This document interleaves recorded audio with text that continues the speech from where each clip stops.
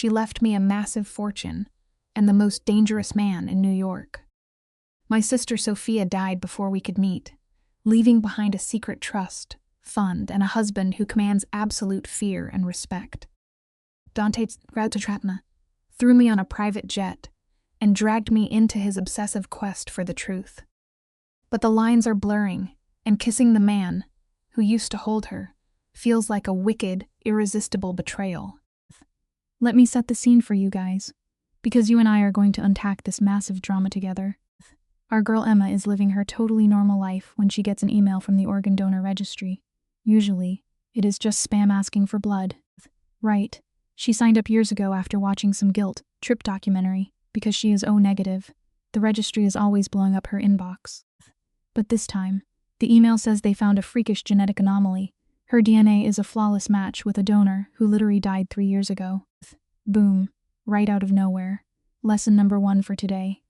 Sometimes the biggest plot twist of your entire life are sitting quietly in your junk mail folder, waiting to detonate. So Emma's sitting in her tiny, overpriced Seattle apartment, staring at her laptop like it just grew a second head. A genetic match with a dead person. The math is not mathing, bro, because our girl is an orphan.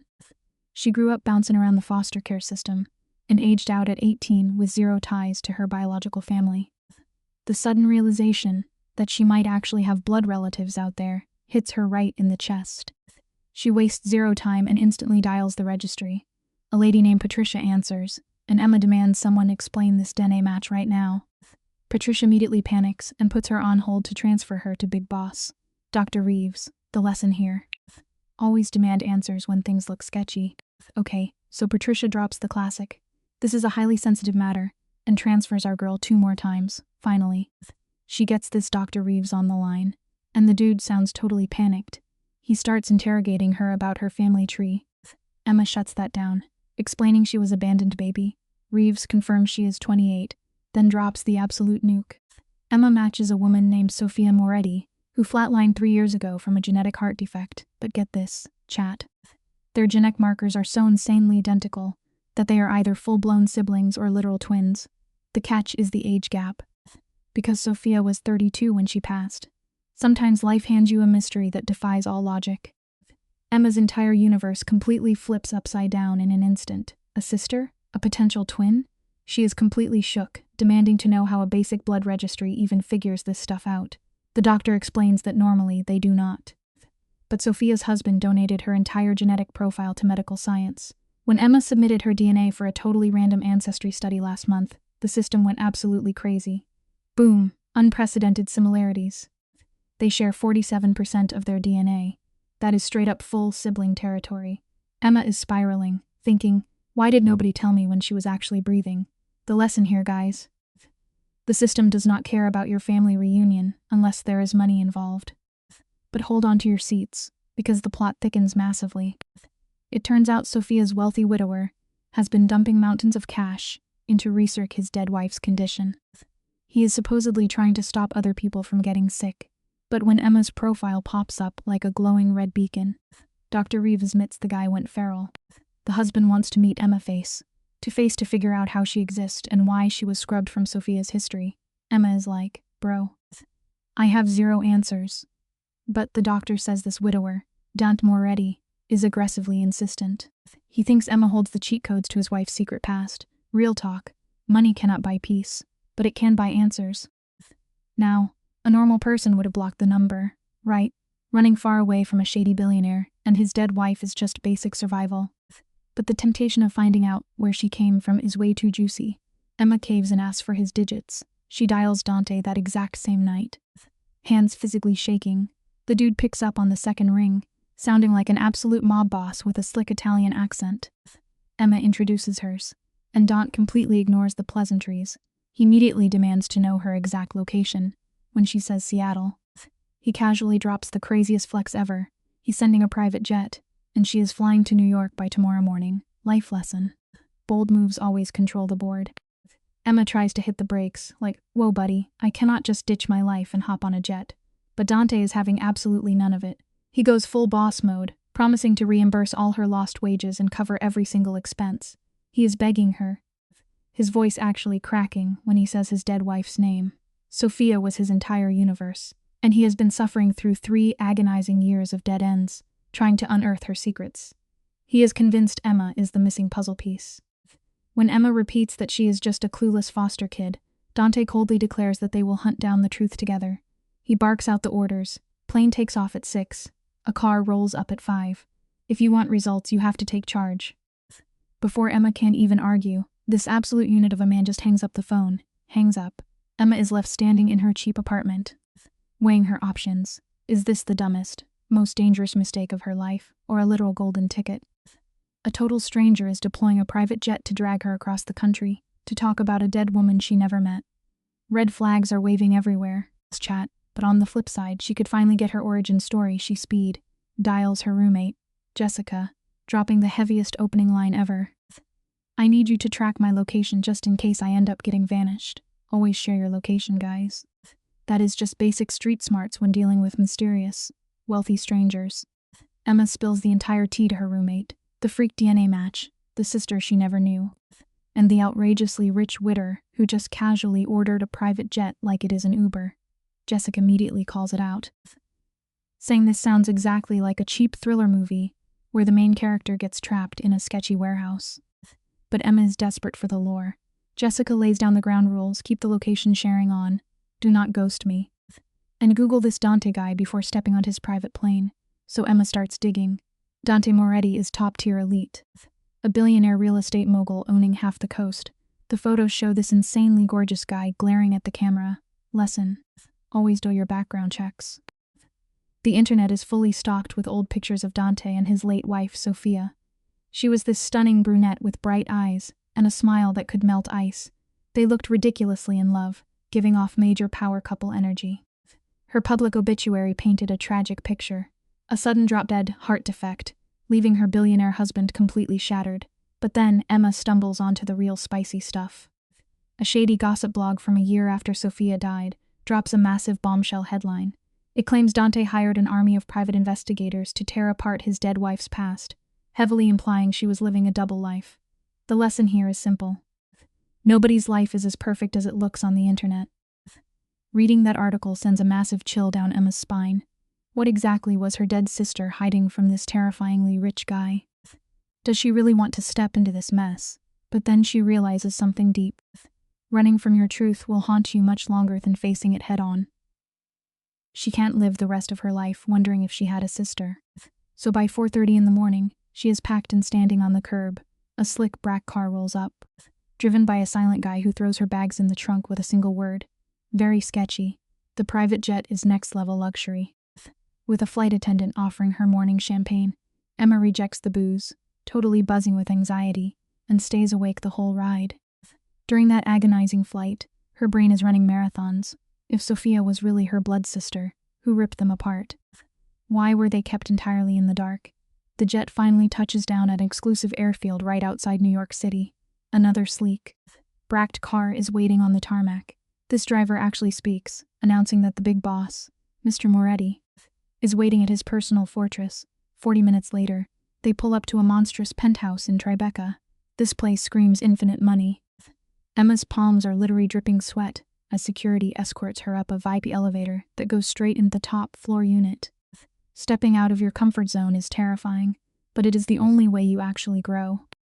The penthouse is absolute insane, packed with modern furniture, priceless art, and massive glass walls overlooking the entire Manhattan skyline.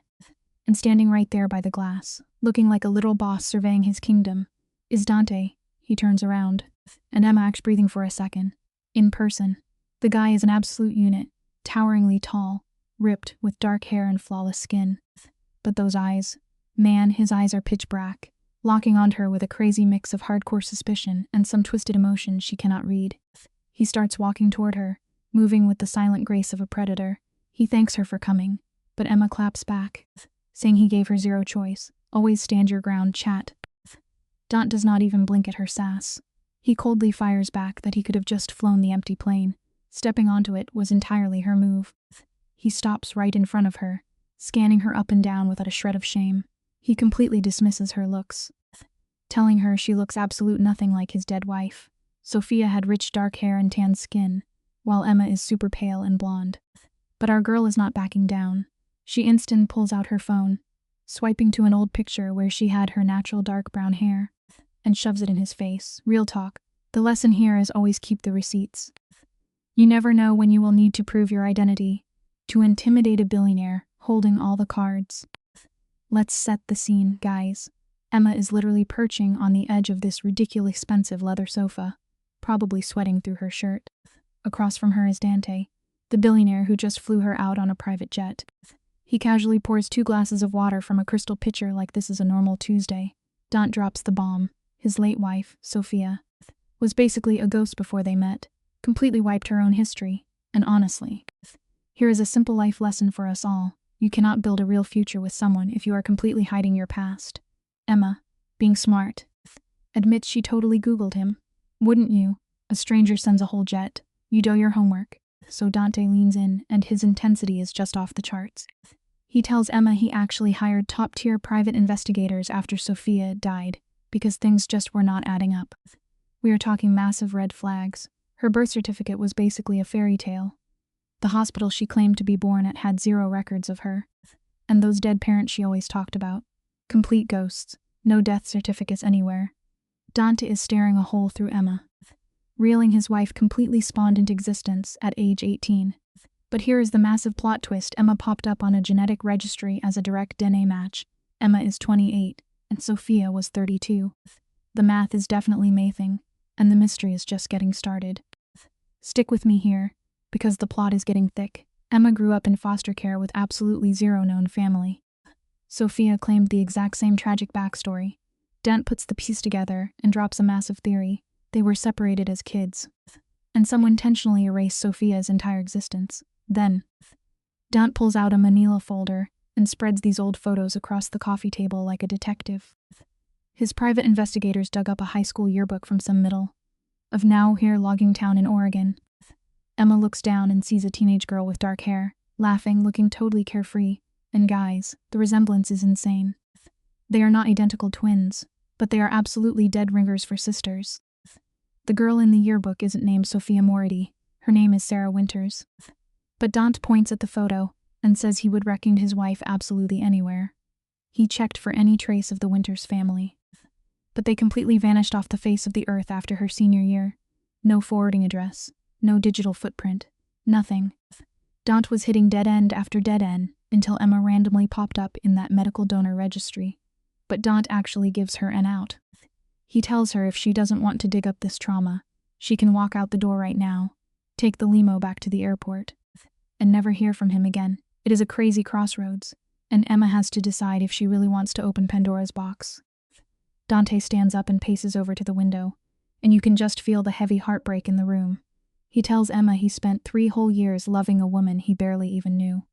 When she passed away, he lost her twice, once to death, and once to the brutal realization that her entire identity was a lie.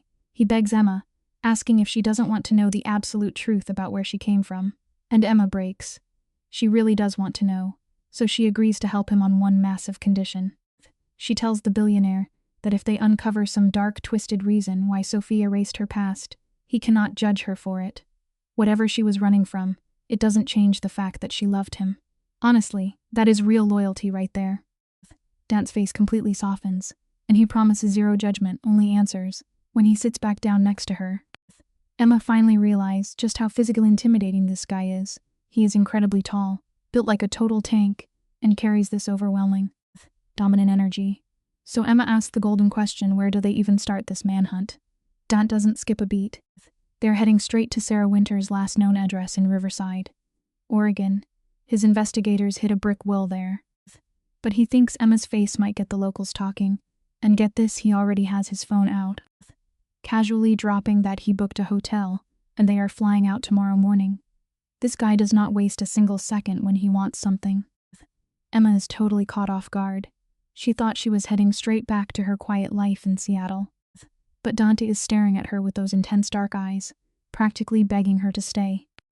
He knows he is asking her to completely uproot her reality for a dead woman she never even met. But she is his first solid lead in 3 agonizing years.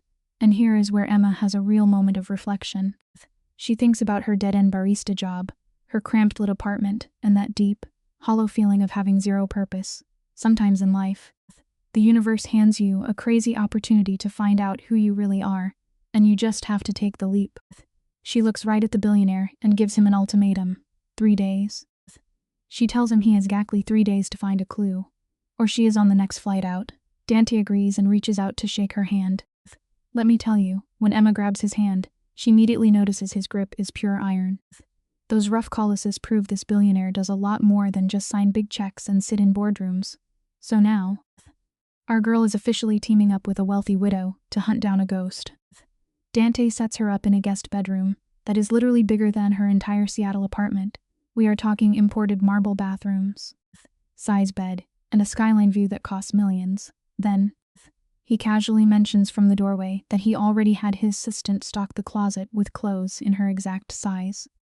Emma is totally stunned. She asks how on earth he could possibly know her clothing size.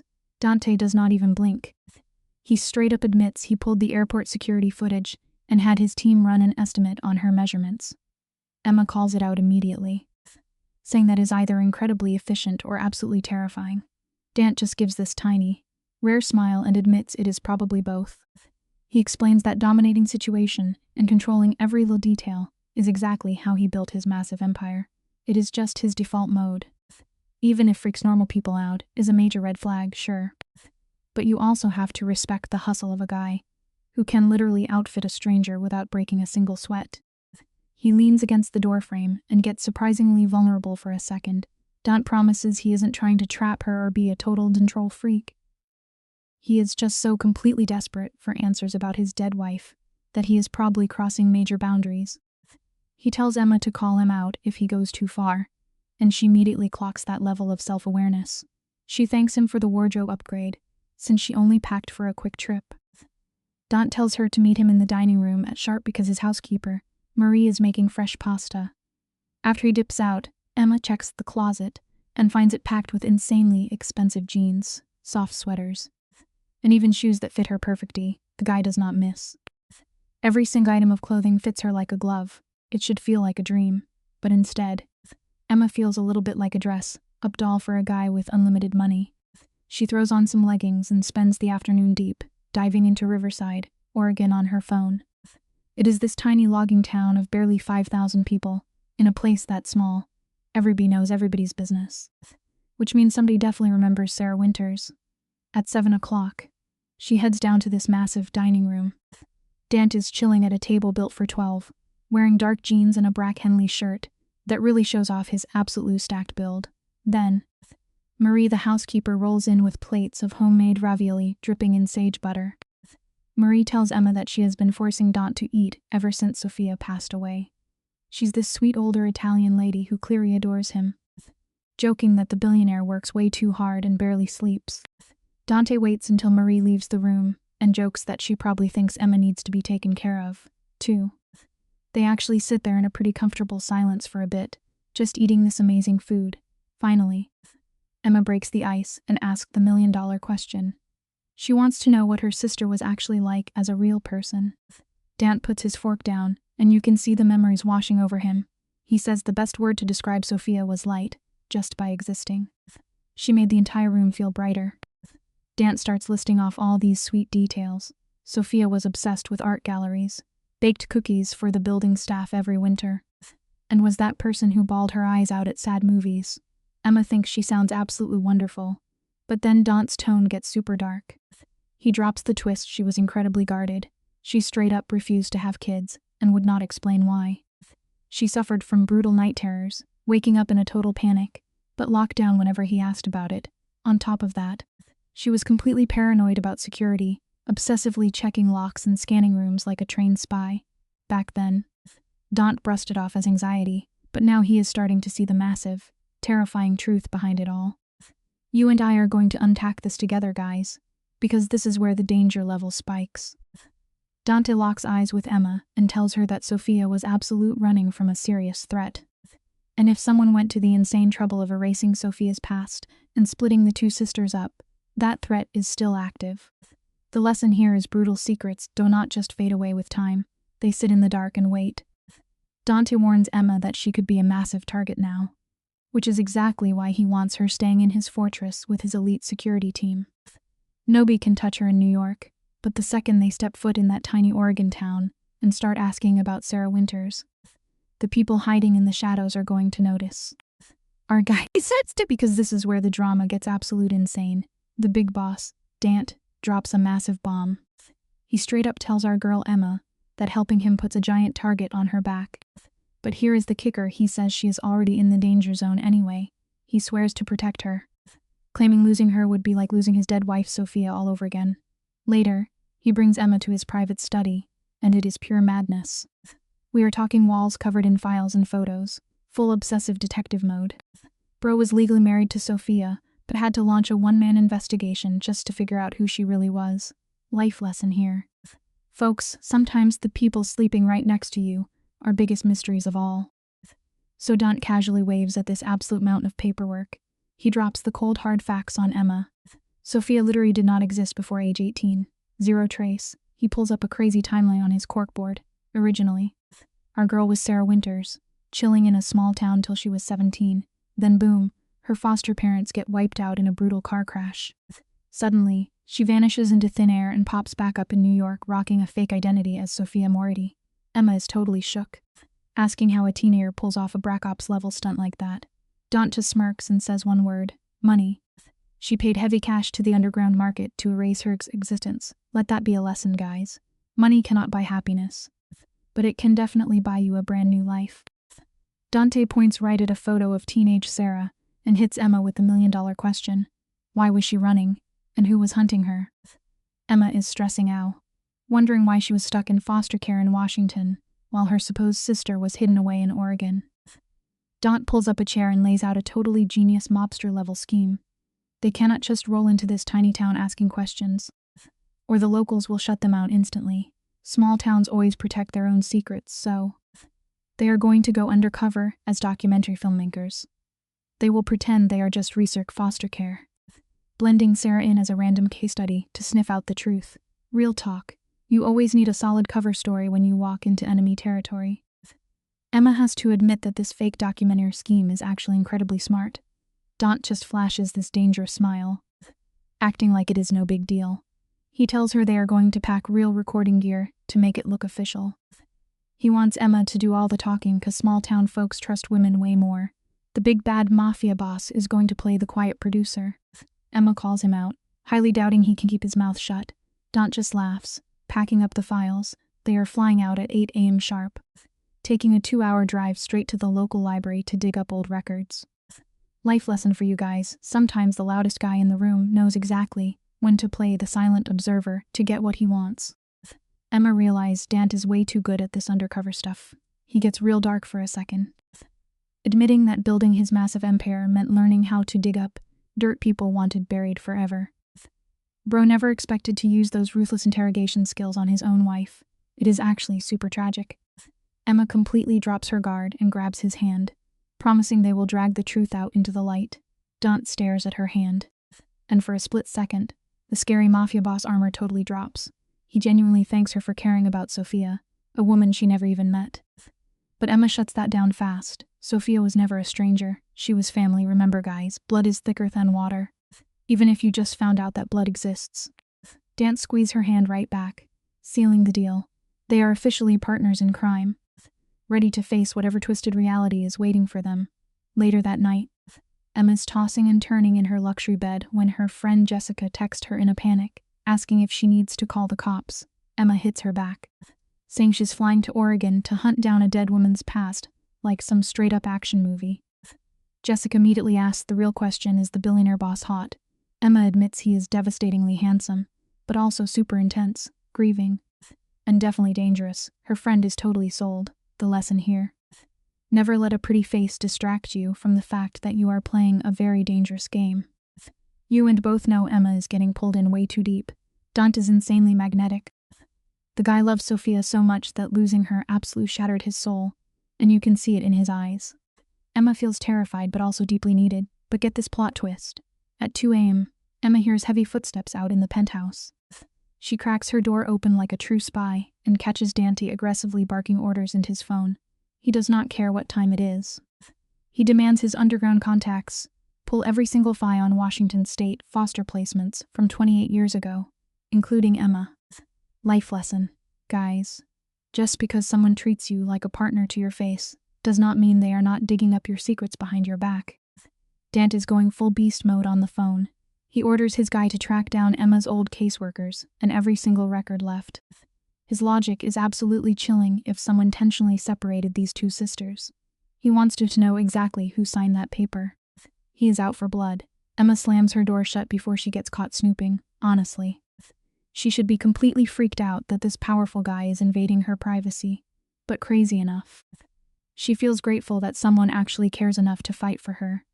The very next morning, they are back on the private jet to Portland. Dant spends the entire flight grilling her about her past. The truth is, sometimes the people who invade your space are the only ones willing to fight your battles. Up in the private jet, Dante goes into interrogation mode, asking Emma if she remembers anything before entering the system. Emma admits her brain is blank since she was 2 years old, except for dark flashes of being freezing and social workers dragging her away. She spent her life thinking she was an unwanted kid, abandoned by trash parents. Finding out she actually had a sister changes the whole game. Dante drops his notes, locking eyes with her, and hits her with a massive theory. What if they were never abandoned? What if they were hidden for protection? If teenage Sophia was running for her life, maybe she left Emma behind to keep her safe. Sometimes the things that hurt us the most were actually done to protect us. Dante promises they are going to hunt down exactly what monster Sophia was hiding from. They finally roll into Riverside. And it is your classic creepy small town. One dusty main street and a diner straight out of the 50s. They check into this basic motel.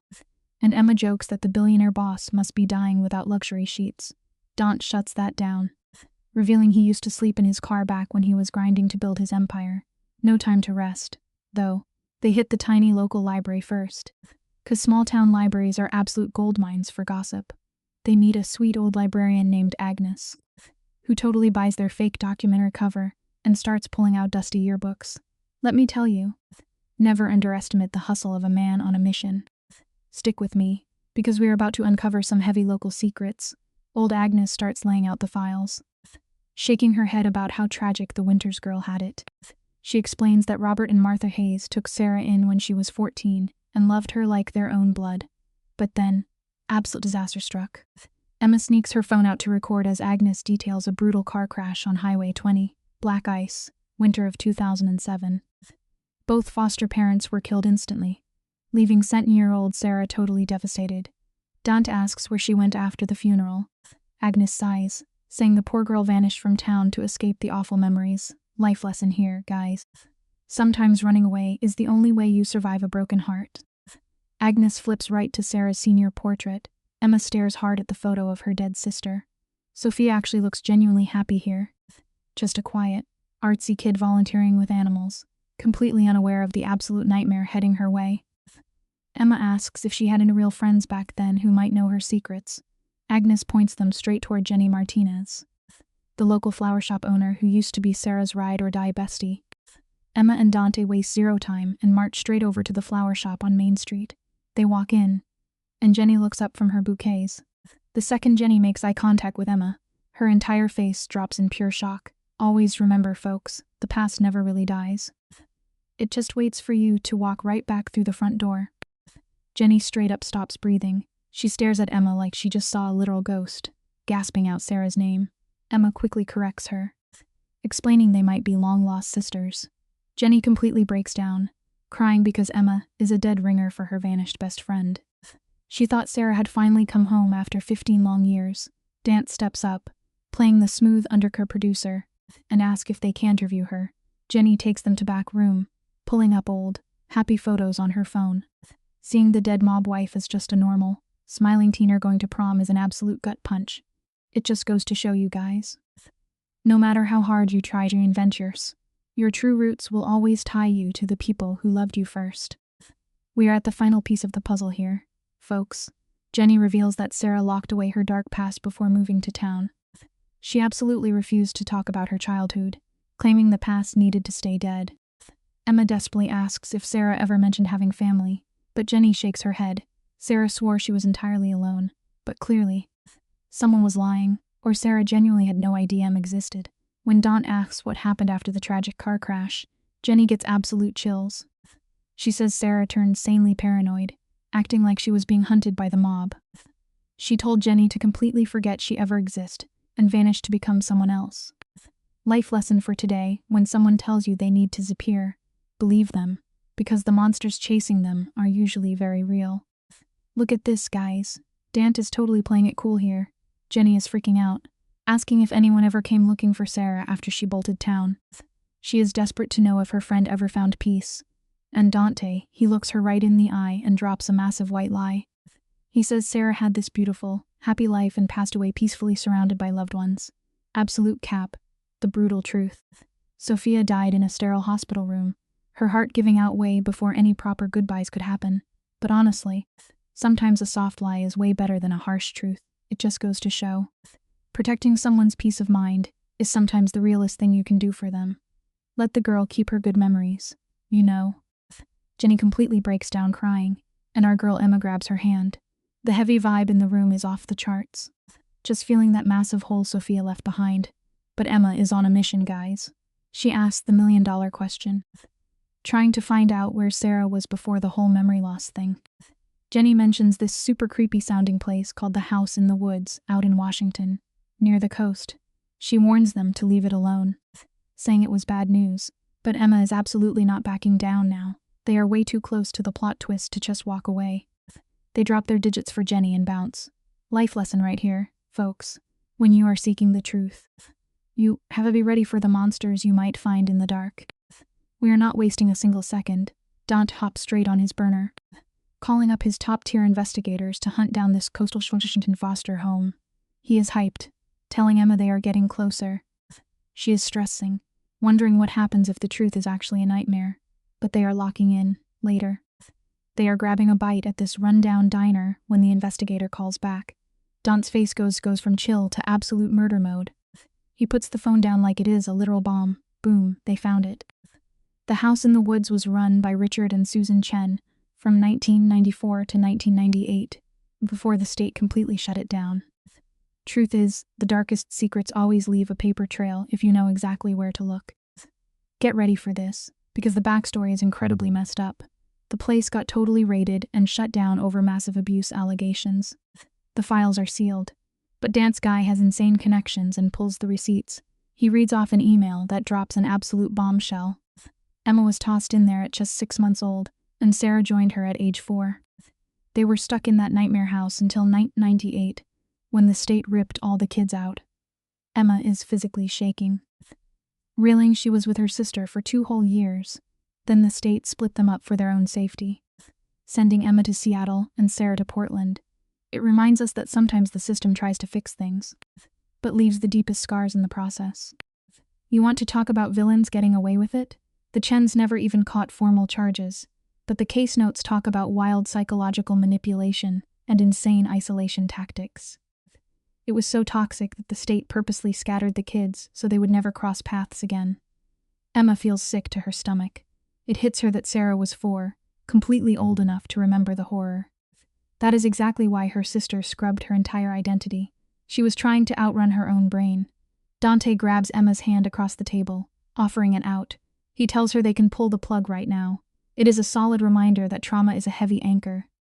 And sometimes the bravest thing you can do is just survive and keep moving forward, whatever it takes. Dante is trying to play the protective boyfriend role, saying they know enough and can stop digging. But Emma goes completely hardcore here. Her voice gets super steady. She says if she lived through pure terror, she deserves to know the real story. Then she drops a massive reveal on us. She confesses she has these insane recurring nightmares about being trapped in pitch black, hearing screams, just pure panic mode. Her therapist always chalked it up to repressed child trauma, but she never knew what it was until right now. Dante squeezes her hand, locking in. It really shows you that running from your past only gives it power over you in your sleep. Facing your demon's head on is the only way to actually take your life back. Dante makes a solid promise, telling her they will take it step by step, and the second it gets too heavy, they pull the ripcord. He tells her mental health tops his need for revenge answers, but Emma is a total warrior now, saying not knowing is way worse.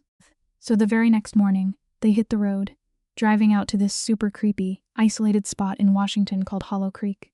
Thick trees everywhere, absolute horror movie vibes. Dant reads the intel as he drives. The Chen house has been sitting dead empty since 1998. The state grabbed it, but never flipped it. Luckily, Dant's guy secured them full access. The lesson here is simple: you can lock the doors on a bad place. But the ghosts of what happened there never really leave. Emma tells him straight up she is ready for this. They pull up to the end of this nasty dirt road, and the house is just sitting there, surrounded by massive pine trees, blocking out the sun. It is a giant Victorian mansion that probably looked amazing decades ago, but now it is pure nightmare fuel, peeling paint, busted windows, a front porch that is hanging on by a thread. Emma whispers that this was her home for 2 years. The front door is literally hanging off the hinges. They step inside, and the smell of dead leaves, mold, and total rot just punches them in the face. Animals have totally taken over the corners. It goes to show that neglect ruins everything, whether it is an old wooden mansion or the vulnerable kids who were forced to live inside it. Even with all the trash and decay, you can totally tell this place was a massive operation. Dant checks his phone and confirms there were 8 kids living here when the state swooped in for an emergency extraction. They slowly walk through the creepy rooms. There is this huge kitchen table where all those kids must have eaten in silence. They check the living room with gross water stains everywhere. Then they head upstairs to a super long hallway packed with tiny, prison-like bedrooms. Emma asks which room was hers, her voice definitely shaking. Dant checks the blueprints. The youngest kids were locked away on the 3rd floor. Man, abusers really love hiding their absolute worst secrets at the very top of the house. Stick with me, guys, because this next part is heartbreaking. Dante points to this sketchy, narrow staircase. He gives Emma one last chance to back out, but she is already climbing up like she is drawn by a magnet. The 3rd floor is this dark, converted attic dorm. 4 dirty cribs shoved against the walls, barely any sunlight getting in. But then, she spots it. Painted right onto the wall is this bright, beautiful flower garden, totally clashing with the dark, depressing room. In the corner, written in terrible little kid handwriting, it says, "For Emma and the babies, love, Sarah." Sarah painted that when she was only 4 years old. Even in absolute hell, Sarah was trying to protect her baby sister. Real love is making sunshine for someone else, when you are trapped in the dark yourself. Emma runs her fingers over the painted flowers, and the dam just totally breaks. She starts sobbing for the sister she never got to know, for their stolen childhoods, and for the crazy amount of love Sarah tried to show her in that nightmare house. Dante wraps her up in a massive hug, letting her just cry it out against his chest. He tells her she is safe now. Emma realizes Sarah loved her so much. She painted a beautiful escape on a dirty well. Dante softly strokes her hair and connects the dots for us. That is exactly why Sarah could never bring up her past. Remembering this place meant relieving the trauma of being ripped away from her baby sister. It reminds you that the deepest silence usually hides the most painful goodbyes. They spend another whole hour creeping through that house, finding all these hidden traces of the kids. Little names carved into door frames, secret crayon drawings shoved in closets. You can tell these kids were fighting to survive the boredom and fear. But they do not find the smoking gun. Nothing that proves exactly what the Chens did to trigger that emergency raid. As they are finally walking out, this old lady with a walking cane and a tiny dog rolls up on them. She gets aggressive, telling them they are trespassing on private property. Dante quickly flashes his state passes, saying they are investigating the old Chen place.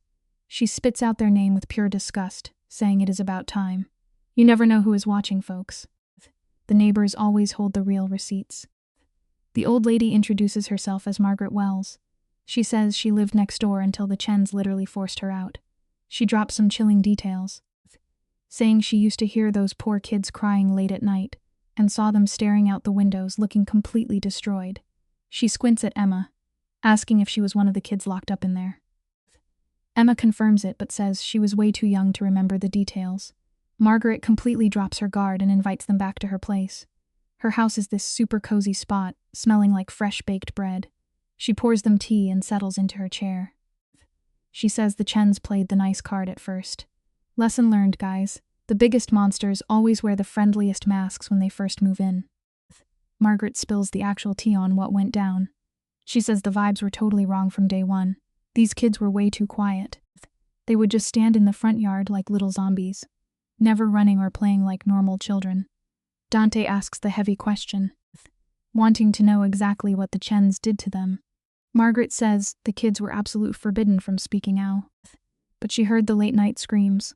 The worst part, she watched Richard Chen lock a 5-year-old girl in a dark shed overnight as a punishment. Just pure evil. She called the authorities multiple times, but the Chens were smooth talkers, claiming the kids had severe issues that needed strict rules.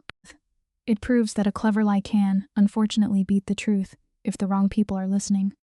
Stick with me, guys, because we are about to uncover what really went down at that house of horrors. The state finally starts buying the story, but only because one kid literally busts out, sprints to the highway, and flags down a car, absolute screaming about the nightmare inside. That little hero was maybe 6 years old. Her name was Sarah back then, but we know her as Sophia. Emma realizes her own big sister was the mastermind who saved everyone, but wait for the plot twists. Before the cops can slap cuffs on those evil foster parents, the Chens grab their dirty money and vanish into thin air. Total cowards. And here is your simple life lesson for the day. Sometimes the people who owe you the biggest apologies will run away before you can ever make them pay. Margaret is just shaking her head, remembering how these traumatized kids were scattered to the wind and told to just forget it. Emma is totally shocked. She's sitting in the passenger seat of Dan's luxury ride, completely silent, trying to process this massive lore drop. Dant drives towards Seattle, playing the supportive billionaire card and shooting her these intense, worried looks. Finally, he breaks the ice. He tells her point blank that none of this was her fault. They were literally just helps babies when the system completely failed them. But they still made it out alive. And Sophia clawed her way up to build an incredible life anyway. The simple life lesson here is pretty clear. You can't outrun a dark past, but you can absolutely refuse to let it be the only story you tell about yours. Emma is seriously doubting this. She wonders if Sophia actually lived a good life, or if she spent her whole adulthood sprinting away from her demons. Dant fires back, defending his late wife. He says she found real love with him and grabbed years of true happiness. Sure, she had a vault full of dark secrets, but she survived. They pull up to the private airport, where his jet is waiting. Dant tells Emma she has a massive choice to make. Does she hunt down the Chens for some brutal revenge, or does she pull a Sophia and just move on? Emma is totally frozen. She has absolutely no clue what her next move should be. Honestly, the simple life lesson here is this. When you are staring down a massive life-altering crossroad, sometimes the smartest move is to just take a deep breath and do absolutely nothing until your head is totally clear. Dant throws out the ultimate billionaire lifeline. He tells Emma to fly back to New York with him and just chill for a few days to process this insane plot twist. Emma is way too drained to fight it. On the private flight back, she literally passes out on Dant's shoulder. And get this, for the first time in forever, her horrific nightmares completely vanish. Why? Because the monster finally has a name, and she is not fighting it solo anymore. They hit his massive penthouse late at night. The chef left food, but their stomachs are tied in knots. They just sit there staring at the epic Manhattan skyline in total silence, until Emma finally thanks him for helping her hunt down the truth. The life lesson is pretty obvious here. You can carry the heaviest baggage in the world, but it instantly gets a little bit lighter the second you let somebody else help you lift it. Emma thanks him for holding her together during her epic meltdown, but Dante brushes it right off. He needed these answers just as badly. Then he hits her with this crazy intense stare and lays down the law. He tells her she is not alone anymore. Whether she goes full vigilante or walks away, he has her back. He straight up declares that since she is Sophia's blood, she is his family now. Emma points out they barely know each other, but Dante is not having it. He lost his wife, and he absolutely refuses to lose the last living piece of her. He even tucks a piece of hair behind her ear and begs her to stay in New York so he can protect her. Time for a quick life lesson. Loyalty is not always about how many years you have known somebody. Sometimes true loyalty is instantly forged in the fires of shared grief and completely insane circumstances. Emma tries to pump the brakes, bring up her life and job back in Seattle, but Dant just smirks and drops a massive flex. He already ran a background check and knows she is barely making rent. Classic boss energy right there. He points out she is living paycheck to paycheck with zero safety net. Then he makes an offer she literally cannot refuse. He promises to use his elite art world connections to land her a high-paying gig, plus free rent in his massive penthouse. Emma says it is way too much, but Dante insists it is the least he can do after she gave him closure about his dead wife. Emma knows she should establish boundaries with this intense, insanely rich widower, but the temptation is real.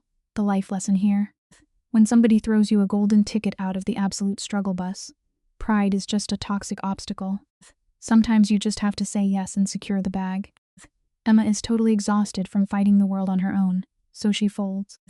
She agrees to stay for one single month before making any huge life choices. Dante flashes this completely triumphant grin. But come on. We all know how this story goes. 1 month easily morphs in 2, and then 3. Emma tries to convince her she is just processing her dark past. But she is getting way too comfortable living the high life. Dante delivers on his promise, hooking her up with an incredible, high-paying curator job at a top-tier gallery. She even upgrades from his guest room to her own luxury apartment in the exact same building, which he casually claims was just sitting empty. Yeah, right, here is your life lesson. Comfort is incredibly dangerous. Once you get a taste of a life where all your problems are instantly handled, walking away becomes almost entirely impossible. So these two slip into totally cozy domestic routine. They grab morning coffees and hit up exclusive dinners where the staff treats Dante like literal Mafia royalty. You can practically smell the fear on the waiters. They aren't talking about her dead sister constantly. But Sophia is the massive elephant in the room. She is the ghost absolutely haunting this luxury penthouse. One night, Emma finally calls it out. She looks around and realizes Dante has not changed a single detail since his wife died. Sophia's photos, her art, even her old coffee mug are sitting exactly where she left them. Dante just pours more expensive wine and admits he is not ready to erase her memory. Which brings us to a solid life lesson. Grief does not care about the calendar. Moving on is a brutal process. And you can't force somebody to pack up their shattered heart before they are truly ready. Dante confesses everyone is pressuring him to just box up his dead wife's stuff and move on. Emma totally validates him, tell him he doesn't need to speed, run his mourning phase just to make other people comfortable. She picks up a wedding photo, looking at 2 people who had zero clue a tragedy was coming. Then she drops a massive question. Did he ever figure out his wife was hiding a dark past? Dante sits down and admits he knew something was off. Sophia would just totally zone out, crying over what she claimed were just old memories. He assumed it was normal tragic stuff, not a literal house of horrors. Emma realizes her sister was just trying to shield him from her toxic history. Dante just wishes she had trusted him. The life lesson here is crucial. Trying to protect the people you love by keeping huge secrets usually just ends up hurting them way more in the end. Dante's voice literally cracks as he admits he would have understood her dark secrets. He would have loved Sophia even harder for surviving that absolute nightmare. Emma assures him her sister knew that, which is exactly why she picked him. But then Emma pivots and asks the million-dollar question. Why is this insanely wealthy guy really keeping her around? Is she just a stand-in for his dead wife? Dante takes a slow sip of his wine before dropping the truth. He admits that at first, yeah, she was just a ghost replacement. A way to figure out his wife's insane hidden lore. But after months together, the dynamic completely flipped. She isn't just the sister anymore. She is his closest confidant in this messed up world. And your simple life lesson for this moment is this. People might walk into your life for totally selfish reasons, but genuine connections can still grow in the most unexpected places. Let's look at this piece by piece, shall we? Dante starts spilling his darkest thoughts. He admits he still waits for Sophia to walk into the room, but he is also furious at her. He is mad she died, mad she kept huge secrets, and mad she left him drowning in questions, and the worst part, he feels insane guilty for being so angry at a dead woman. He looks into Emma's eyes, knowing she is the only one who truly gets it. They are both mourning a woman who was basically a stranger to them. Emma respects the brutal honesty. Dante slides closer and drops the real reason he has been tearing up the underworld looking into Sophia's past. Emma thought it was just for closure. But nope. Dante whips out his phone and pulls up an email that changes everything. The life lesson here. Honesty is incredibly painful. But in a world built entirely on lies, telling the ugly truth is the ultimate power move. Guys, the plot twist here is absolutely massive. Just 2 months before Sophia passed away, she quietly established a secret trust fund. We are talking about serious, life-changing money, specifically set aside, just in case a biological family member ever popped up. When Emma did her DNA test, the lawyers instantly flagged it. Dant tells her the fortune is officially hers. Emma just stares at the screen, looking at numbers so huge she would never have to work a regular job again. She is totally stunned because Sophia didn't even know she was alive. But Dante explains his wife knew the past could always claw its way back. She set up a financial fortress just in case her bloodline ever surfaced. The life lesson for this crazy revelation: you can bury your past under millions of dollars, but the deep anxiety of it returning will always keep you looking over your shoulder until the day you die. Emma instantly rejects the cash. Taking millions from a dead sister she never knew just feels totally dirty. But Don insists it is exactly what Sophia wanted. Then he drops an even bigger bombshell. There was something else hid inside those legal documents. A sealed letter, strictly meant for whoever matched the DNA test. He pulls the envelope out of his desk and hands it over, swearing he never opened it. The wildest part: it is explicit addressed to Emma. Her hands are literally shaking as she grabs it. Seeing her own name in her dead sister's handwriting absolutely wrecks her. Sophia F. knew her name, even after 26 years of total separation. Emma slowly unfolds the pages. Wrenching sentence. Dear Emma, if you are reading this, I am gone and you have been found. Here is your life lesson. Money is great, but the unvarnished truth is the most valuable inheritance anyone can ever leave behind. The letter is an absolute emotional wrecking ball. Sophia writes that she thought about Emma every single day for 28 years. Agonizing over whether she was safe, Sophia actually hoped Emma forgot everything, praying she was too young to carry the toxic trauma of that foster home hellhole. She apologizes for never trying to find her. But she had a terrifying reason. She was deeply paranoid that looking for Emma would somehow lead those monsters, the Chens, right back to her doorstep. She refused to drag her dark past into Emma's peaceful life, but Sophia never truly let go. She talks about painting imaginary gardens in that horrific attic and sing lullabies to keep baby Emma quiet. She promised to come back, even though she was just a powerless 4-year-old kid.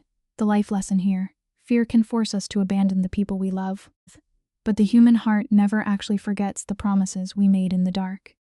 Guys, picture this. Emma is reading this letter from her late sister Sophia, right? And the words are absolute gut-wrenching. Sophia is writing about how the state dragged them apart, how she literally screamed for Emma until they sedated her. It is pure trauma. But Sophia is saying, look, if you are reading this and you are struggling, use my money to heal. Build the life we were robbed of. And the biggest plot twist: she vouches for the billionaire mob boss Dante. She tells Emma to trust him, saying he loved her despite all her broken pieces. The life lesson here: sometimes the people broken by the same storm are the only ones who know how to shelter you. So Emma's complete losing her mind at this point, just sobbing and clutching this letter to her chest like a lifeline. And Dante, this massive, intimidating guy, just pulls her into his arms. She is crying against his chest exactly like she did back in that terrifying abandoned house. Emma manages to choke out that Sophia actually remembered her, even after all the hell they went through. Her big sister never forgot her name. Dant just holds her tighter, looking absolute wrecked. He tells her he is so sorry she lost her sister before they could reunite. Sorry for all their suffering. It really shows you guys, no matter how much money or power someone has, you literally cannot buy back lost time. Alright, stick with me here because the tension just absolutely skyrockets. Emma pulls back to look at Dante, and the vibe in the room completely flips. They are standing way too close. His hands are still wrapped around her. Her fingers are digging into his shirt, and you can practically see the realization hit his dark eyes. This is not just about mourning Sophia anymore. It has not been for a hot minute. He breathes her name and Emma tries to shut it down, saying they cannot do this. But get this, she does not step back. Dante knows all the logical reasons this is a terrible idea, but he reaches up to cup her face anyway. Look, sometimes the heart completely ignores what the brain knows is a bad idea. Dante is going all in now. He tells her he can't stop thinking about her, cannot stop wanting to erase the pain in her eyes. And he shuts down the whole psychology argument right there. He says, sure, maybe it is grief or transference, but it is also completely real. He admits he tried to fight it, tried to tell him she was just a replacement for his dead wife. But Emma is her own person, strong and brave in a totally different way. Then, boom, he kisses her, and Emma lets him. It feels like the biggest betrayal, yet somehow the most right thing ever. It is crazy how life pushes us toward the exact thing we are terrified of, just to show us we are ready to be loved again. Oh man, the floodgates are officially open. Emma kissed him right back, grabbing his hair, letting out months of built-up tension and completely chaotic feelings. When they finally pull apart, they are both gasping for air. Dant rests his forehead against hers and gives her an out. He says, "Just tell me to strong, and I will back off and just be your friend, and I will back off and just be your truth." She can't tell him to stop because she has been falling for him too. And she bring up the massive elephant in the room. She is Sophia's sister.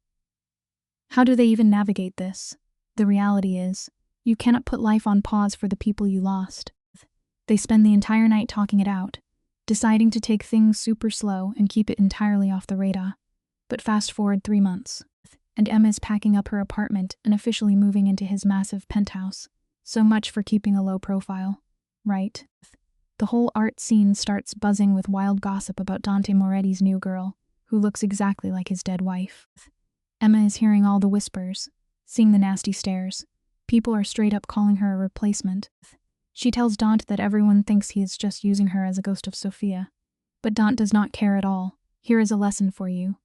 When you know your own truth, the noise from the peanut gallery means absolutely nothing.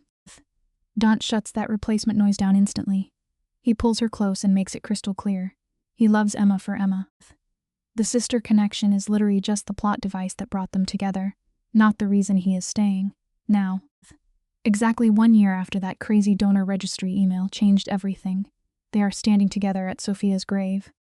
Emma had never visited before, feeling like she did not have the right until Dante pushed her to go. He tells her to say whatever she needs to say. She kneels down, touching the headstone, wishing they had more time.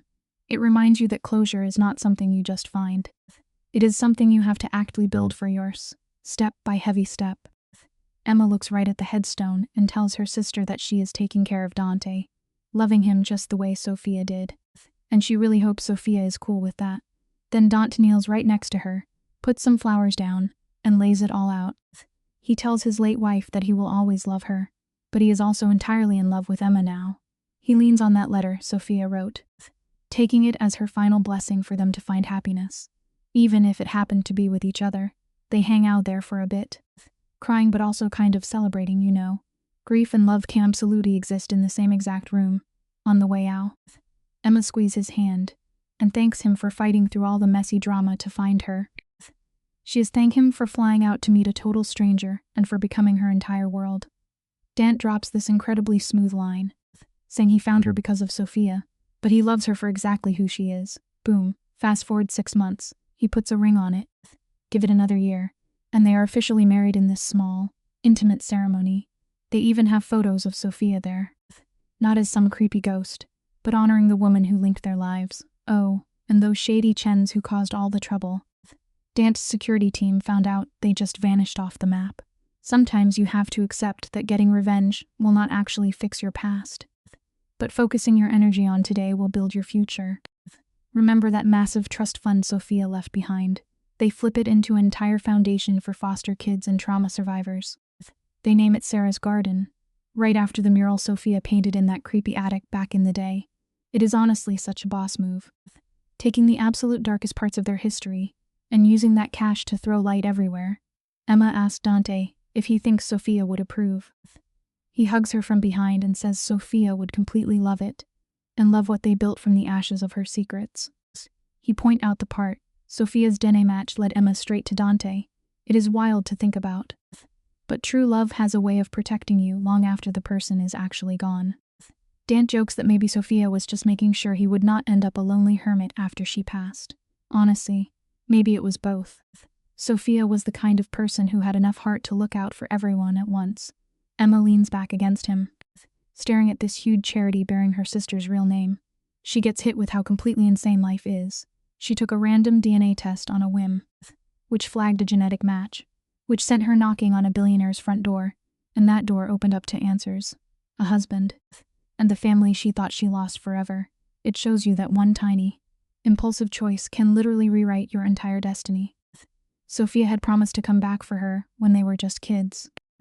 Sophia could not keep that promise while she was breathing, but through a genetic match, a massive pile of money, and a devoted husband who refused to stop digging, she totally delivered. She brought Emma home, 2 whole years after they tied the knot. Emma is standing in this ridiculous, top-tier penthouse that is now officially their family home. They are looking at a brand new nursery with soft yellow walls and a crib that probably cost way more than a sports car. Emma even painted a flower garden mural on the wall, perfectly matching the one from her childhood. Daunt catches her staring and puts a hand on her pregnant belly, knowing right away she is thinking about her sister. Love really does echo across generations. Saying that, in this room, she is Sarah. She tells Dante how unfair it is that Sarah never got to experience any of this normal family stuff after the nightmare they survived. But Daunt spins it, reminding her that Sarah did have love. She had a real home, and she had solid years of joy before the tragic end, and now she has a niece who is going to hear all the legendary stories about her brave aunt. Dante is totally convinced they are having a girl. He says he knew it the second she told him she was pregnant. He hugs her super tight and asks if he has mentioned how incredibly grateful he is for her and this new baby. It is a reminder to stop and actually count your blessings while you have them. Emma jokes that he is slipping because he has only said it 3 times today. Daunt just burst out laughing, and guys, the sound of his laugh is so warm and full of life now, completely different from the dark, brooding Mafia boss she met on day 1.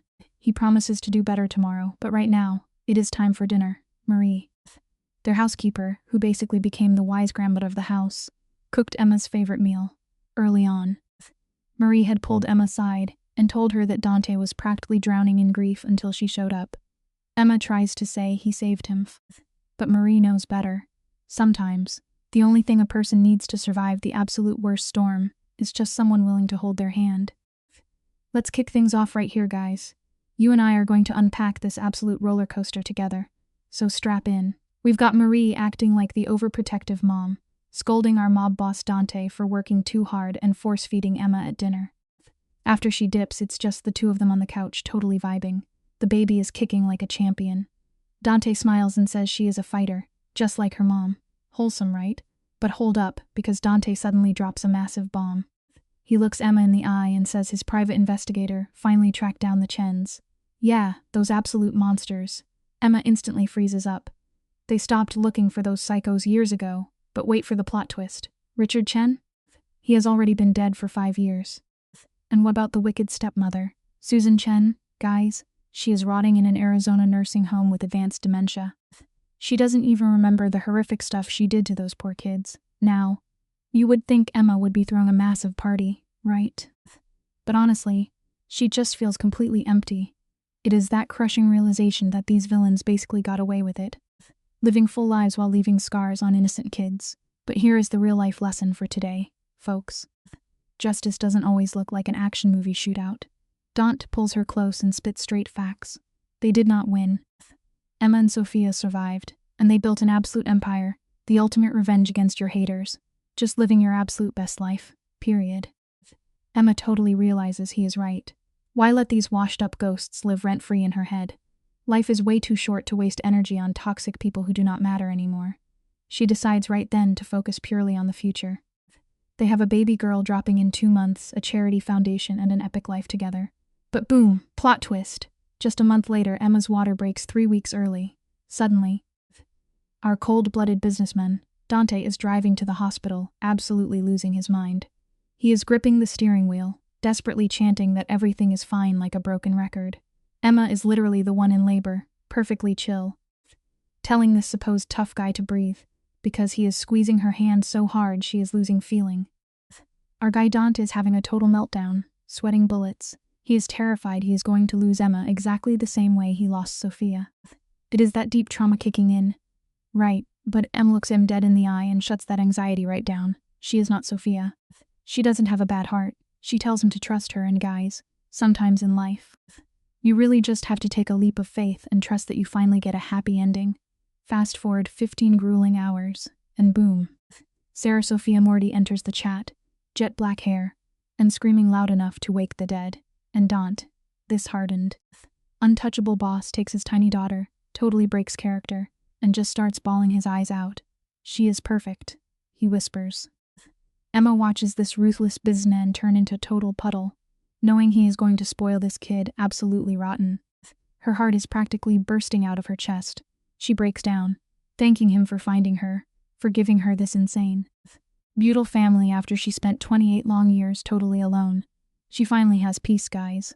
But Dante flips the script and thanks her. For what? For being brave enough to answer a random phone call from a total stranger. Think about that for a second. If you never step outside your comfort zone, you will never find your destiny. He thanks her for boarding that flight and falling for a grieving dude, carrying a ton of emotional baggage. And Emma, she just smiles. That is the absolute best baggage she could ever inherit. They spend the next couple of days in the hospital, basically holding court like absolute royalty. Marie pulls up with gourmet homemade food. The art gallery sends massive bouquets. And get this, even some of Dante's shady business associates roll through. Picture these absolute mob-tier tough guys awkwardly cooing over a tiny infant. It is hilarious but so wholesome. On their last night there, Emma is watching Dante rock little Sarah to sleep, and she drops a heavy truth bomb. This kid is never going to wonder if she is wanted. She is breaking the toxic cycle right here, right now. It really shows that no matter how rough your own start was, you have the power to write a totally different story for the next generation. This baby will have the entire world at her feet. Dante is completely locked in, promising they will teach Sarah all about the absolute legends she was named after. We are talking about two incredibly resilient women who went through absolute hell and came out on top. When they finally bring baby Sarah home, the very first stop is that iconic nursery with the hand-painted garden mural. Dante lifts her up like Simba in The Lion King, using his softest dad voice to tell her about the aunt who painted flowers in the absolute darkest of times. He tells her this her ultimate legacy, strength, beauty, and straight-up survival. And what does the baby do? She just yawns, completely unbothered by this epic speech. Honestly, it is a great reminder that true strength isn't about bragging. It is the quiet legacy you leave behind. You and I both know that trying to explain this wild organ, donor, secret sister, Mafia-level plot twist to a baby is totally pointless right now. Someday she'll get the whole crazy rundown. But for today, she is just safe, loved and chilling. Fast forward a bit, and their charity foundation completely blows up in the best way possible. They are out here funding therapy and dropping scholarships for foster kids left and right.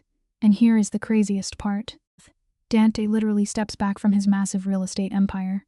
The absolute alpha boss just decides he has made enough cash. People are totally confused, but he shuts them down. It proves a massive life lesson. At some point, chasing a bag doesn't mean anything if you are not using your power to make a real difference. So we jump to Sarah's second birthday, and they are doing a massive ribbon cutting for the foundation's brand new headquarters. They literally named it the Sarah and Sophia Center. Emma is standing there, looking up at the glowing sign, just taking in the absolute weight of this journey. Two sisters, ripped apart by a tragic system, brought back together by a crazy DNA match and pure fate. Emma tells Dante that both sisters would be so proud, but Dante, smooth as ever, hits her with the ultimate correction. He says they aren't just two people. They are two halves of one absolute legend. Sarah survived. Sophia thrived. And together they literally orchestrated this entire romance from beyond the grave. The greatest secret matchmaker in history, proving that love outlasts everything. The paparazzi are eating this up, snapping pics as Dante pulls Emma in for a massive kiss. But later that night, things get super real. The cameras are gone, the house is quiet, and Emma catches Dante in his study. He is flipping through old Polaroids of Sophia. Look completely heartbroken. He admits he still misses her. And guys, this is where Emma shows pure class. She doesn't throw a jealous fit. She totally validates him. It is a huge life lesson here. Moving forward doesn't mean you have to completely erase the people who shaped you. Dante looks at her and makes sure she knows that loving her isn't some sneaky betrayal of his first wife. He genuinely believes Sophie engineered this whole thing because she wanted him to be happy and wanted Emma fiercely protected. Emma totally agrees with him. I mean, Sophia's letter literally gave Emma explicit instructions to trust this guy. It was basically a cheat code from beyond the grave. Sophia knew exactly what she was doing. She knew these two broken people were going to need each other to survive the fallout. Dante closes the photo album, looking so insane grateful for the absolute empire of a family they have built together. Emma leans in him and asks the big question. What would Sophia actually think about all this? About their little girl, the massive foundation, all of it. Dante doesn't even hesitate. He knows she would be absolutely thrilled that such an insane amount of good came out of her own tragedy. It shows you that even from the darkest moments, You can build something beautiful. Dante laughs and says Sophia would have spoiled little Sarah absolutely rotten. So his plan? He and Emma are just going to have to do double the spoiling to make up for it. They make a solid pact right there to give this kid the epic, safe childhood that neither of them ever got to experience. Stick with me here, because you and I know how fast time flies in these stories. Boom, years flash by. Sarah turns into this incredibly bright, super curious 4-year-old kid who is absolutely obsessed with art. They don't hide her history either. They slowly feed her the lore about Aunt Sophia in kid-friendly bites. And when what would have been Sophia's 40th birthday rolls around, the whole squad heads out to the cemetery. It is time to pay respects to the absolute legend herself. Little 4-year-old Sarah marches right up to the massive headstone, completely serious, and starts talking to it. She tells the stone that Mommy says you are my aunt, and you painted pretty gardens. Then she brags that she paints too. Guys. The absolute emotional damage of this scene. Emma is standing there watching this pure, innocent kid connect with a ghost. And she feels the entire circle of life finally close. Emma painted to survive, Sophia painted to cope. And now this little girl is carrying the torch purely for fun. Dante leans in and whispers that Sarah inherits Sophia's artistic genius and Emma's titanium backbone. Emma jokes her only contribution was anxiety. But honestly, here is the lesson. The quirks we hate about ourselves are just part of our magic. Dante shuts that self-doubt down immediately, telling her they both put in the absolute work to survive. They drop the flowers and just stand there. A total powerhouse family forged straight out of heartbreak, massive plot twists, and pure fate. Emma stands there thinking about how one totally random DNA registry email completely flipped her entire universe upside down. Sophia's genius move to sneak that trust fund provision in there literally pulled her sister and her husband together from out of nowhere. You and I are going to look at this together and decide. Fate is absolute real. Even from the grave, Sophia was playing chess, setting up the board to protect the people she loved. Emma whispers a final, tearful thank you to the stone, while Dante locks hands with his girls. Alright guys, buckle up because the lore drop of the century is about to happen. 5 years have passed since the absolute roller coaster that brought Dante and Emma together. Their daughter Sarah is now 9 years old, and she is starting to ask the real heavy-hitter questions. She is sitting at the dinner table like a little detective, asking why there are 0 pictures of her Aunt Sophia, and why her own mom never even met her. Talk about a tense family dinner. Emma and Dante just look at each other, realizing they finally have to spill the tea on this insane family backstory. They move the kid to the living room, hit her with some hot chocolate, and get ready to drop the ultimate truth bomb. You and I both know how hard it is to share painful truths, but hiding it is always heavier. So Emma starts laying out the craziest origin ever. She explains how she and Sophia were separated at birth by absolute villains. Totally unaware they were sisters, then, total plot twist. A random blood test years later connects Emma to Dante, who was desperately searching for clues about his late wife. Little Sarah is literally doing the math in real time. She realized her aunt basically match-made her parents from beyond the grave. Dante is sweating relief that she thinks it is cool and not totally traumatic. He tells her that Sophia gave him the ultimate gift, which was Emma and, by extension, Sarah Herf. But then the kid starts crying because her aunt never even got to meet her. A quick lesson here. Even the most beautiful gifts can come wrapped in a little sadness. Sarah is sitting there, wishing she could have met her aunt, asking if Sophia would have even liked her. Emma pulls her in and drops the ultimate validation, telling the kid she has Sophia's insane art skills and her huge heart. Then they unload the rest of the backstory. They talk about this tiny 4-year-old Sophia painting flowers in a creepy, dark attic just to keep her baby sister smiling. They tell her how Sophia literally ran away to save the people she loved, surviving absolute nightmares but still creating pure beauty in the world. Sarah is just soaking this all in.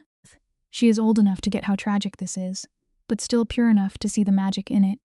She looks right at them and declares her aunt a literal hero.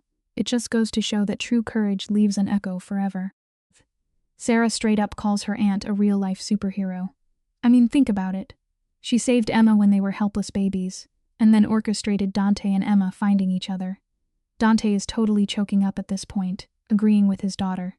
He tells Sarah that she literally inherited her aunt's superpowers, her strength, her kindness, and her ability to make art out of absolute tragedy. Plus, Sarah realizes she carries her aunt's actual name. Sarah for the brave little kid.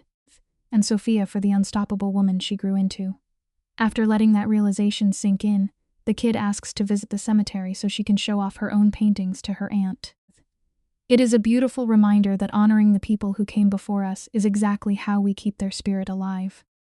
Cut to Saturday, and Sarah is clutching a folder of her absolute best artwork. She's been grinding all week, painting non-stop to flex her skills for her aunt. At the grave, she props her paintings against the headstone, and get this. She painted these vibrant flower gardens. It is exactly what Sophia used to paint in that horrible attic. Proving some talents are just built into your DNA, Sarah introduced hers to the headstone with pure confidence, showing off her art and bragging that she gets her skills straight from Sophia. Emma and Dante just stand back and watch this incredible moment happen. Honestly, seeing a kid connect with their roots like that teaches you a vital lesson. True family bonds can literally cross the boundary of life and death. Emma stands there feeling Sophia's presence, not in some creepy ghost way, but like a rock-solid foundation. Everything Emma has right now, the family, the safety, is all because Sophia survived the trenches and set up that massive trust fund. Emma whispers a quiet thank you to the grave, promising they are looking out for each other exactly like Sophia wanted. Right then, a sudden breeze kicks up through the trees. You can call it a coincidence, but Emma believes it is Sophia sending a nod from the other side. Sarah finally wraps up her chat, and they leave the paintings right there on the grass. It is the ultimate crossover event, one artist gifting another across time itself. It really proves that gratitude is absolutely the strongest anchor you can have in this unpredictable world. Cruising home, Sarah hits her mom with a deep question, asking if Aunt Sophia is watching them from heaven. Emma keeps it real, saying she hopes Sophia is hyped about what they have accomplished. They took a tragic backstory and turned it into a massive foundation that helps helpless kids. Then, Sarah drops a wisdom bomb, comparing their family to a literal phoenix. She says they rose from the ashes of sadness to create something epic. Dante catches Emma's eye in the rearview mirror, completely blown by how smart this kid is. They officially dubbed them the Phoenix family. We are going to look at this together and realize a beautiful lesson. No matter how badly your life burns down, you always have the power to build something incredible from the ashes. Later that night, Emma and Dante are watching their kid sleep. Emma looks at the glowing garden mural she painted and whispers that they finally did it. They gave Sarah the safe, drama-free childhood they were robbed of, all backed by Sophia's legacy. But Dante is not about to just chill on his victory lap. He drops a massive new plot point. He says he has been doing some serious thinking about the Foundation and wants to take their operation to the next level. We're talking full-blown detective work. He wants to use DNA databases, high-tech genealogy tools, and massive resource to hunt down separated siblings and reunite families destroyed by the foster system. Remember, folks, a true blessing is never fully realized until you use your power to help someone else. Stick with me here, because Dante makes a compelling case. He asks Emma how many other siblings are out there right now. Completely clueless that their sister or brother is still alive, Emma is overwhelmed, pointing out that a massive operation like this would cost an absolute fortune. But Dante is a literal billionaire. He shuts down the doubt instantly, reminding her they have the cash, the infrastructure, and the ultimate backstory to prove this works. He is intensely passionate, begging to launch this project so nobody else has to wait 28 long years for a family reunion. Dante admits he was completely lost when his first wife died, but Emma gave his life meaning again. It just goes to show that true wealth is finding a purpose that goes way beyond your own bank account. Dante is fully dialed in now. He wants to build a massive system, so nobody ever goes through the nightmare of being ripped away from their siblings again. Emma takes a second to process the scale of this master plan. Then she remembers that one email from the donor registry that flipped her universe upside down. And she realized Dante is dead right. She gives the green light, and they officially dub it the Sarah and Sophia Sibling Reunification Project. Dante is absolutely swooning over her drive to turn their mutual trauma into a massive win for society. Emma stays totally humble though, crediting Sophia for teaching her how to survive absolute horror and still create beauty. The lesson here is simple. Never let your past trauma dictate the positive impact you can have on the future. 6 months later, this massive project launches, and the press completely loses their minds. You cannot write a better headline.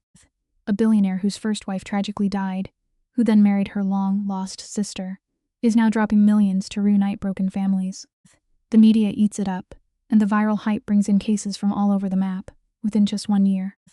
They successfully reunite 43 pairs of siblings who were screwed over by the foster system. They even film these reunions and blast them all over the internet. These videos go insanely viral, showing decades of painful separation ending in pure, unfiltered joy. Stick with me on this one, because it proves that when you shine a huge spotlight on hope, you give other people the absolute courage to keep searching.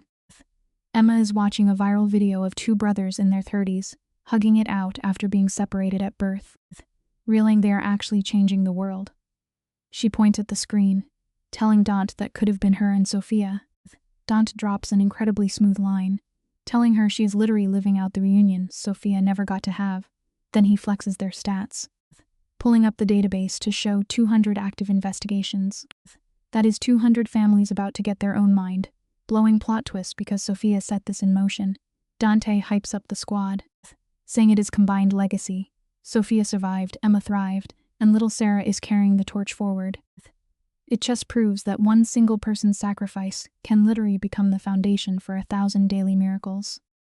Dante pivots to Sarah, who has been asking questions about the actual villains of this story, the monsters who tormented Emma. They debate how much trauma to drop on a 9-year-old, but decide to hit her with the truth. They keep it PG. But they never sugarcoat the fact that evil exists, because you and I both know you have to face the dark to appreciate the light. That weekend, they sit in their garden and spill the tea on the infamous Chen foster home. They explain the abuse, the separation, and how Aunt Sophia went full action hero to save everyone. Sarah listens with absolute focus. They make sure she understands that, while the nightmares are over, the boss-level strength they gained is permanent. Is a solid reminder that a dark past faced with honest truth is a past finally defeated. Look at this madness, guys. Little Sarah just dropped the ultimate truth bomb after hearing this crazy backstory. She realized her Aunt Sophia wasn't just a tragic figure, she was a straight-up legend who carried the whole family tree on her back. Mom confirms it, saying Sophia, saving her, literally pulled Dante back from the edge of absolute villain-level grief. Talk about a butterfly effect. Because of a massive sacrifice 30 years ago, this entire bloodline exists today. And Sarah, she isn't sweating the pressure of carrying that heavy name. Nah, she's locking in.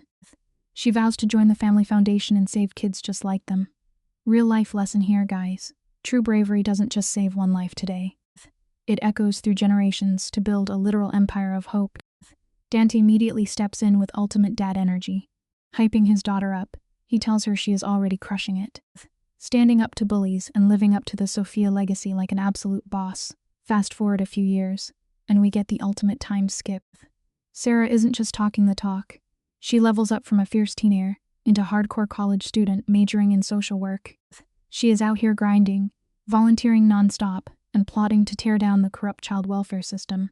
During winter break, she drops system over heel, better oversight, flawless placements, 0 kids left behind. The lesson here, talk is cheap. But putting in the daily grind to turn your childhood promises into a full-blown revolution is how you actually change the world. Mom is beaming, fully backing Sarah's vendetta against the broken system. She knows Sarah Sophia Moridi is about to be a name that strikes fear into corrupt officials everywhere. They watch her transform into an unstoppable force, proving the family has officially beaten the curse. They went from pure trauma and survival mode to absolute top-tier bosses giving back. Then boom. We hit the 20-year anniversary of that insane donor registry email that kicked off this entire wild ride. They throw a massive, flashy gala for the foundation. Sarah, now 22 and working full-time in the family business, takes the stage for the keynote speech. Life lesson. Trauma doesn't have to be your permanent ending. It can actually be the badass origin story for your ultimate comeback.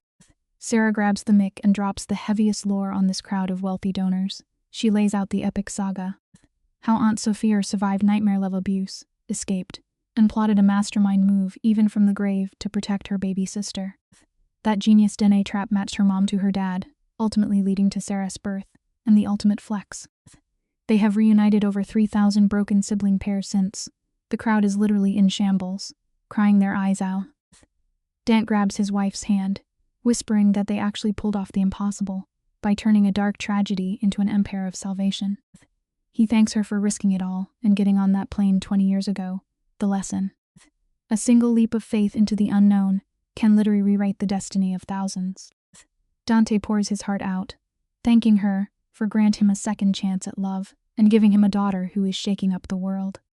She hits him right back, thanking him for sending that private jet and loving her despite their incredibly messed up, twisty backstory. They built a towering legacy out of absolute rubble. Later that night, the power couple heads back to their luxury penthouse. The vibe has shifted over the years, fewer shrines to the past, way more proof of the beautiful life they conquered together. But Sophia's memory is still the bedrock of their empire. She asks him if he ever regrets gambling on their insane, unpredictable relationship. Dante doesn't even blink. Lesson to take home. The absolute strongest bonds are forged in the craziest fires. He pulls her close, dropping a legendary romantic line. She was the answer to a prayer he didn't even know he was making. He knows Sophia orchestrated this whole meetup from beyond, linking past trauma with future glory. Two sisters ripped apart by fate. But their bloodline was too strong to stay broken. They didn't just survive, they leveled up into Phoenix family, rising straight out of the ashes to conquer everything. Looking out over the flashing lights of the Manhattan skyline, she reflects on this insane plot progression, from a random DNA registry email to knocking on a billionaire's door, to a marriage born in grief that evolved into an unbreakable alliance. Lesson learned. Sometimes your lowest point is just the setup for an epic plot twist. Think about this: she went from a sister she never knew to a powerhouse family she never saw coming. Sophia was a tactile genius who saved her not once, but twice. First, surviving that nightmare child house, and second, dropping a massive trail of breadcrumbs after death to hand, deliver her right to Dante. Sophia's letter promised she wouldn't be alone, and that was the absolute truth. Now she has a fiercely loyal husband, a daughter taking over the world, and a legacy driving their every move. She whispers a final thank you into the void, showing mad respect to her sister for pulling the strings from the afterlife. She praises Sophia's survival instincts. Here is your life lesson. Real loyalty transcends everything, even death, to protect the ones you love. Just as she says those words, a massive gust of wind rattles the penthouse windows. You already know what that is. It is the universe responding. She takes it as a direct sign from Sophia herself, confirming the message was received loud and clear. That right there is the power of a sister's love, completely shattering the boundaries of time and death just to say, I see you, and I am so proud. Is the perfect cinematic ending to an absolutely wild ride of trauma, healing, and fierce family loyalty. This story wraps up with the ultimate life lesson. Guys, no matter how dark your backstory gets, if you stay strong and keep fighting for your people, you can turn any tragedy into an unbreakable, legendary empire. Never stop fighting for the ones you truly love. Emma's story begins with an unexpected email from the organ donor registry. At first, it seems like a strange medical mistake, but it soon becomes the doorway to a truth she has spent her entire life without. She discovers that Sophia Moretti, a woman who died 3 years earlier, may have been her biological sister. For someone who grew up in foster care with no family history, this truth is both beautiful and painful. One of the strongest educational lessons in this story is that truth is not always comfortable, but it is often necessary. Emma could have ignored the email. She could have protected herself from disappointment and stayed in the life she already knew. But she chooses to search. That choice leads her to painful memories, hidden trauma, and the terrible story of the foster home where she and Sophia were once kept. The truth hurts because it reveals what was lost. Emma learns that she had a sister who loved her, protected her, painted flowers for her, and never forgot her. She also learns that they were separated because of abuse, fear, and failures in the system. These answers do not erase the pain, but they give shape to it. Many people live with unanswered questions about their childhood, family, or identity. Sometimes not knowing feels safer. But this story teaches that healing often begins when we are brave enough to face what happened. Emma's journey shows that truth is not only about the past, it can also open the future. Because she searches, she finds family, love, purpose, and eventually a foundation that helps others. The lesson is clear. Truth may break your heart at first, but it can also help you finally understand how to heal.